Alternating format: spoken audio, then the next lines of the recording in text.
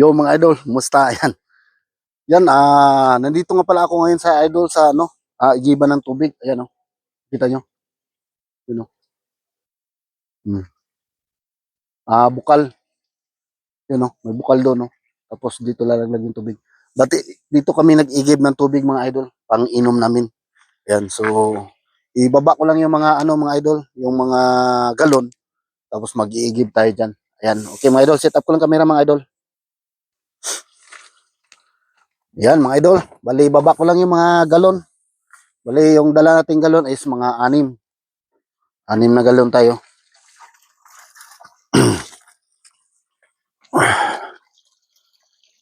Yan. Tapos mamaya mga idol, may mga darating dito mamaya, mag-iigib din sila ng tubig. No. Minsan, pagdating ko dito minsan, ano may mga nag-igib na eh. So ngayon mga idol, bali, ako pa lang ang nandito. No. Yan. Tapos hugasan natin yung mga galon mamaya. Ayan, hugasan natin yan mga idol.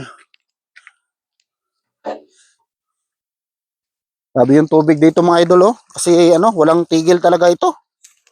Palamig na mga idol, pa winter pero yung tubig, grabe. Okay. Lapit ko lang yung ano, camera mga idol. Isi-set up natin dyan para makita nyo ako mag-igib ng tubig. Alright, mga idol. Yan. Bali. Hugasan ko muna yung mga galon. Yan. Bali may dumating na mga idol dyan sa ano, sa kabilang kalsada. May dumating na tao para mag-igib din. Yan. So, nag-aantay siya ngayon. Hugasan ko muna.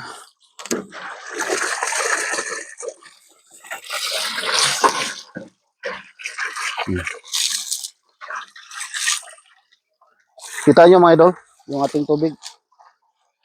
Yan o. Kabila yata ako pupwesto. Para makita nyo mga idol.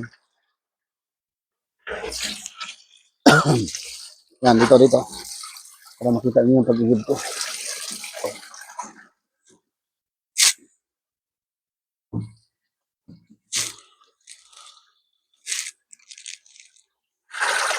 Bigla na lang bubulwak yung tubig oh. Bigla na lang lalakas ba? Tsaka ang lamig mga idol. Ang lamig ng tubig. Yan.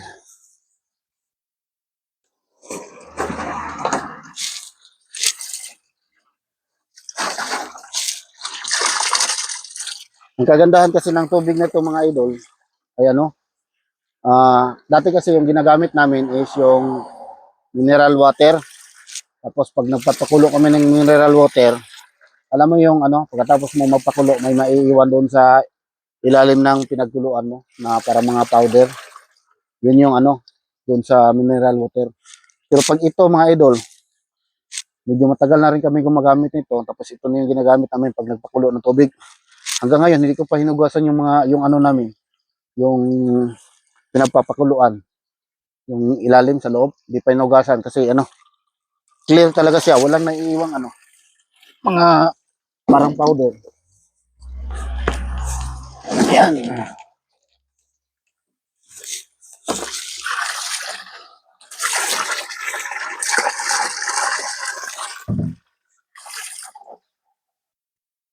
Ito lamig ng tubig, oh. Ayan, oh, kita nyo mga idol, biglang bubulwak yung tubig. Hi there! You wanna pitch first? You have three only, right? Okay. Yeah. Yeah, you can go ahead. I'm not in a hurry. It's for my YouTube channel. I'll let them know this is the place where I get my drinking water. Mm. Yeah. No, but no. This one is like my viewers is back home. Yeah, back home, the Philippines. Yeah. They're my viewers. Yeah, this is different. I'll just let them know where I get my drinking water. Yeah, you can go first. I'll move my camera. Yeah. Yan mga idol. Pinauna ko muna siyang mag-igib mga idol kasi baka may lakad siya, no? Ayan. At yun nga ay sabi ko is nagbibideo ako para sa aking YouTube channel. And then ano daw, hindi daw magandang idea kasi baka daw maraming mga tao na makapunta dito, marami nang mag-iigib. Ayan. Pero yun, pinapalam ko na itong ating YouTube channel is yung ating mga manunood na sulit ay nandyan sa Pilipinas. Ayan.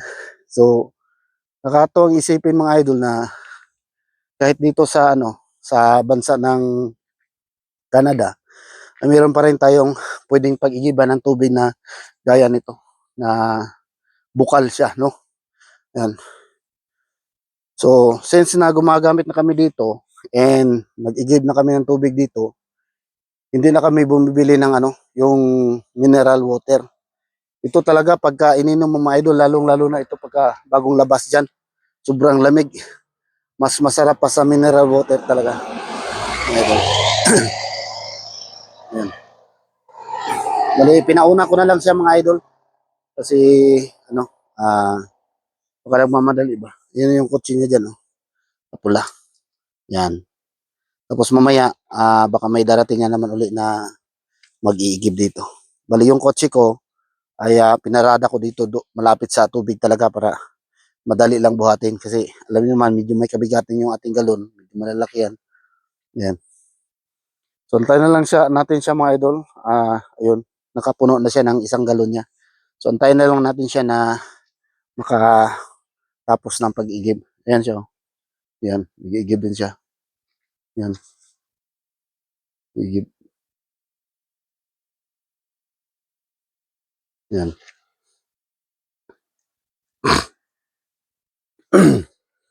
Sa gilid lang ito ng daanan mga idol.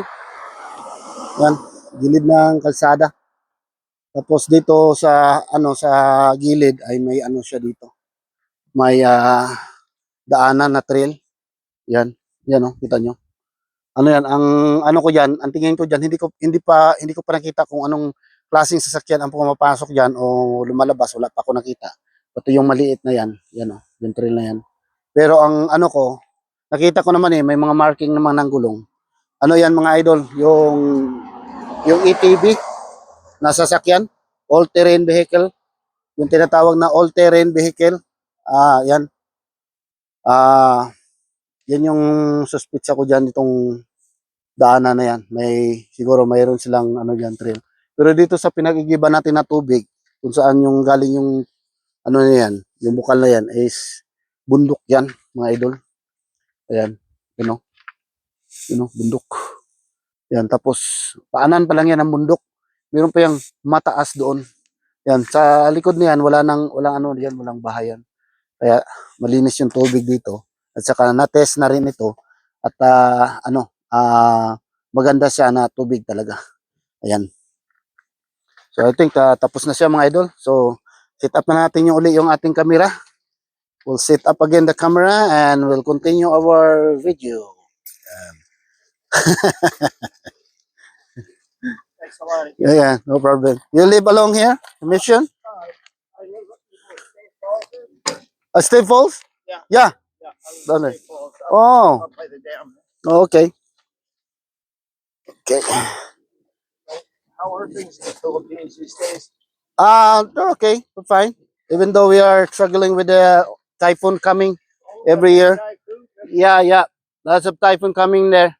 So that's a big one, eh? I know. But people are get used to it already. We have lots of typhoon coming, like I would say 24 or 25 typhoon every year. Wow. Yeah, every year. How long has that been going on? Sometimes they will take like 3 days. They will stay the typhoon in there, and then they were going out in the. Yeah, yeah, but different island was being hit. You know. I didn't realize you got that many. Yeah, every year, 23 to 25 typhoon every year. Yeah, yeah. If you see the island, I mean the Philippines, It's like island, scattered island. Might be the history of the typhoon in there. Right. Okay.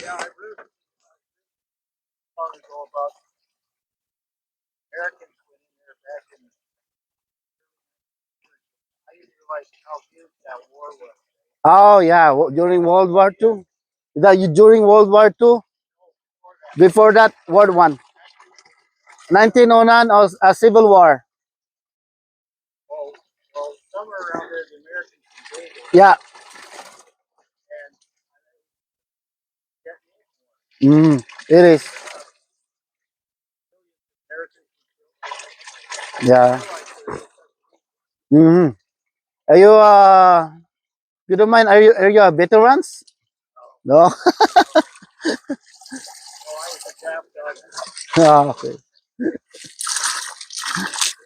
Ayan. So, bali tatlo na lang yung ano natin mga idol. Tatlong galon na lang pupunuin natin. And then, yeah.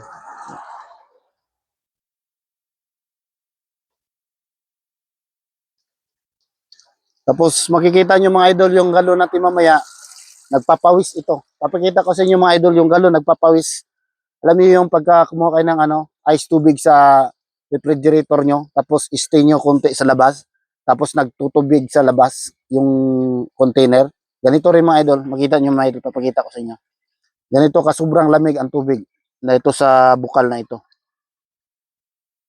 Yan.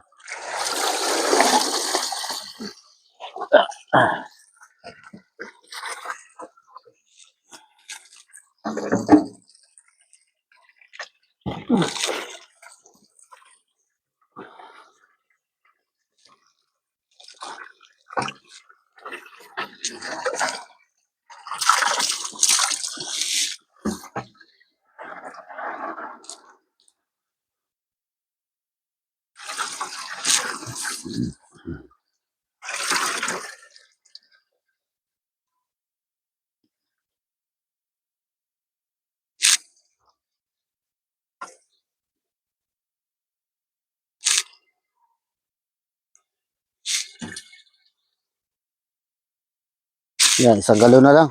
Tapos na tayo dito mga idol.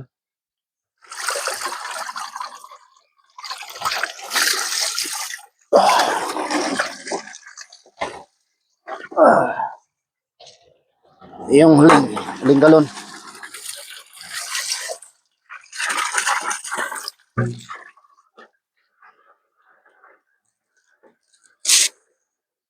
Ayan. So, shout out dyan sa ating mga kababayan dyan na nakarelate ng ganitong klaseng pag-iigib, no? Ayan. So, naalala ko mga idol, pagka nag-iigib ako dito, naalala ko yung buhay namin doon sa bukid pa kami noon. Maliit pa ako doon. Sa bukid kami nakatira. Yan, laking bukid din ako mga idol. Kaya alam ko itong mga ganito na mag-igib-igib ng tubig. Tapos minsan sasama pa ako doon sa balsa. Balsa ng aking tiyuhin. No, kasi sila yung matagal doon sa kapatid ng mama ko. Sila yung matagal doon sa bukid. Kapag pumunta kami doon, sasama kami sa balsa at mag-igib kami sa bukal o sa balon ng tubig. Ayan mga idol, so puno na yung ating 6 na galon at lilipat na natin doon sa ating ano kotse at bago lahat dyan, sabi ko, papakita ko sa inyo yung tubig kung gaano siya kalamig, no? Ayan, no? Tingnan to, yung nagpapawis siya. Oh, no? Punasan natin ha, kita nyo? Parang blurred siya, di ba? Punasan natin. Oh, yan. Kita, di ba? Ganun. Nagpapawis talaga siya mga idol. Ayan, so lalagay natin sa kotse mga idol yung ating tubig. Ayan, set up ko ng camera dito mga idol ha. Ayan, may mga dumating na naman mga idol na mag-igib ng tubig. Kaya bilisan natin pagkakot ito para sila naman ang pupunta dito sa pwesto natin.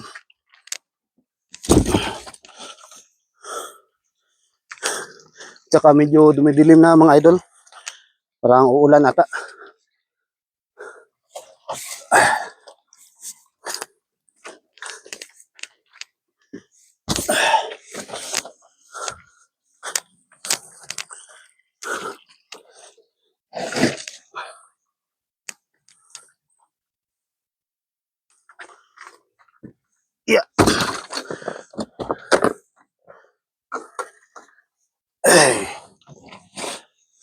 mabigatan dito mga galon na to ah. Kasi